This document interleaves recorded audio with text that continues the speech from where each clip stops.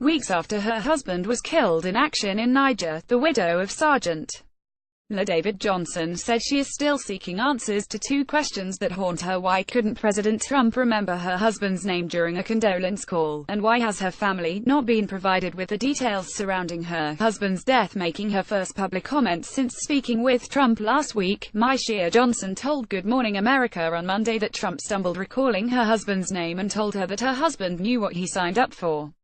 "If my husband is out here fighting for our country and he risked his life for our country, why can't you remember his name?" she said. Trump on Monday disputed Johnson's account, characterizing his conversation with her as very respectful. On the program, Johnson said she has nothing to say to President Trump, whose condolence call pulled the grieving widow into the center of a national controversy.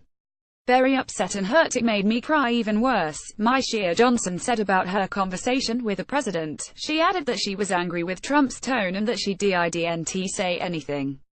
"I just listened." She also had questions about how her husband's body went missing for 48 hours. "He went from missing to killed in action," Johnson said. "I don't know how he got killed, where he got killed or anything." On Monday, the chairman of the Joint Chiefs of Staff provided more details about the deadly operation in Niger. At the Pentagon briefing, Marine Gen.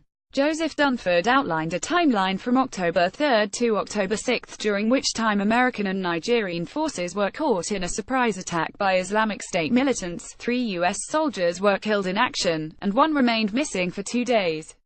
"We owe the families as much information as we can find out about what happened, and we owe the American people an explanation of what the men and women were doing at this particular time," Dunford said.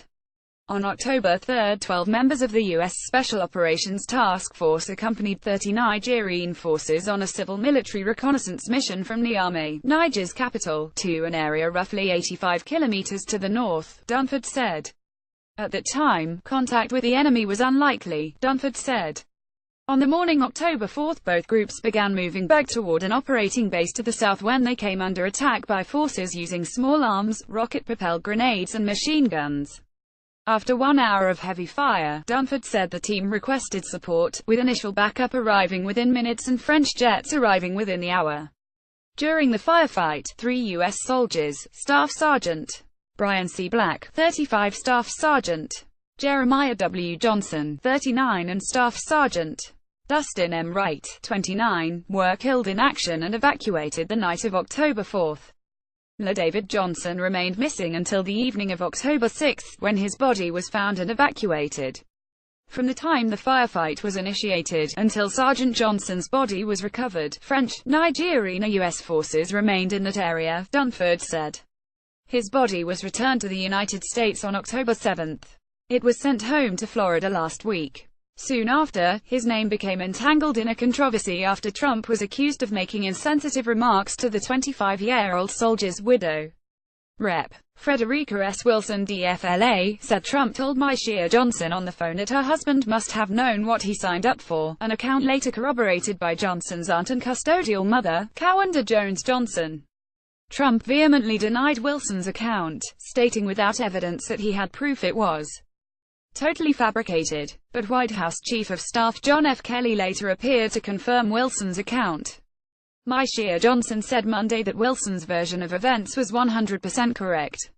Johnson said several people, including her aunt and uncle, an Army official, and Wilson, heard the conversation because Trump was placed on speakerphone. "Why would we fabricate something like that?" she said. Photos from Saturday's funeral in Hollywood, Fla, showed relatives sobbing and members of Johnson's battalion, the Bush Hog Formation, breaking down in tears. Just before her husband was buried, myeshia Johnson kissed his casket. But in her interview Monday with ABC's George Stephanopoulos, she said she's not fully convinced her husband's remains are inside. "Why couldn't I see my husband? Every time I asked to see my husband, they wouldn't let me," she said. "They won't show me a finger, a hand. I know my husband's body from head to toe. They won't show me anything. I don't know what's in that box. It could be empty for all I know." Wilson shared the Good Morning America interview on Monday, noting myeshia Johnson speaks from her heart. Johnson was a mechanic attached to a 3rd Special Forces group team that was partnered with Nigerian forces. They unexpectedly came under attack during a morning operation that also killed 3 others. The deadly operation is now under U.S. military investigation. To those who knew him, Johnson was a loving husband who had his wife's name tattooed across his chest, a soldier who pushed to improve himself, a son who enjoyed talking about his family. He was also a father who was looking forward to meeting his baby girl myeshia is 6 months pregnant. The couple all also have a 2-year-old son and 6-year-old daughter. He was very excited. He said, Sergeant B, I'm having a girl. Staff Sergeant Dennis Bowler, Johnson's close friend, told the Washington Post last week. The slain soldier's youngest daughter is expected to be born in January. I want to tell you how awesome her dad was and how a great father he was and how he died as a hero, myeshia Johnson said when asked what she'll tell her youngest daughter. The president's tweet did not go over well with Rep. Tim Waltz-Demin, the ranking member of the House Committee on Veterans Affairs. myeshia Johnson is presented with a U.S. flag that was draped over her husband's casket.